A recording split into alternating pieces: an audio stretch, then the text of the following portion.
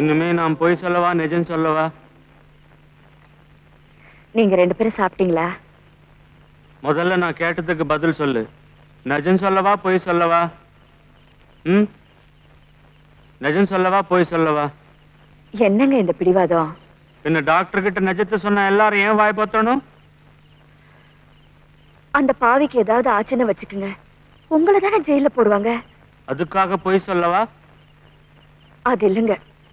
பாட்டி என்னமோ பொய் சொல்லக்கூடாதுன்னுது, நீ என்னமோ நிஜம் சொல்லக்கூடாதுங்கிற. யார் பேச்சு கேட்கறது என்ன செய்யறது எனக்கு ஒண்ணும் புரியல. விடியறதுக்குள்ள நிஜம் சொல்லவா பொய் சொல்லவான்னு சொன்னா போதும். அதான்.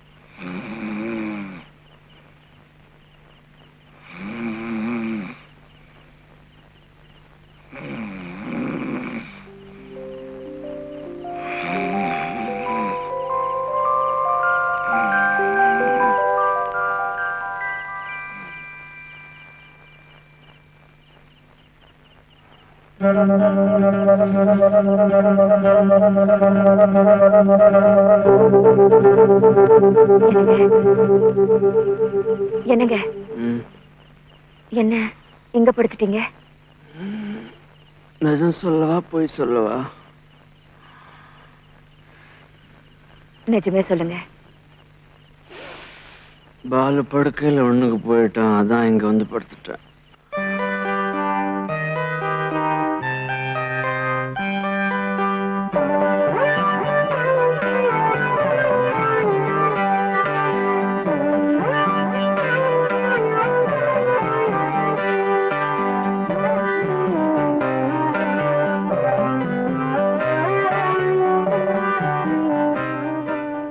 உங்க பார்வையில பழுதில்லம்மா, பிச்சை எடுத்தது சாட்சாத் உங்க பேரன் தான்.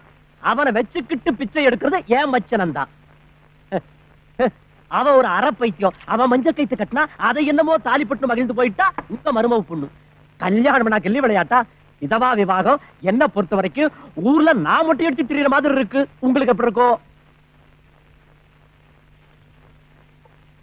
அரண்மனையாட்டம் பங்களா, ஆஸ்தி ஆஸ்தி, சொத்துன்னா சொத்து, இதுக்கெல்லாம் இருக்கிற ஒரே ஒரு வாரிசு நட்ட நடு வீதியில தாயேன்னு பிச்சை எடுக்கிறது, அது உங்க கண்ணுல படுறது. ராமராமா ராமராமா வேணாம், பகையாளிக்கு கூட வேணாம் இந்த கஷ்டம்.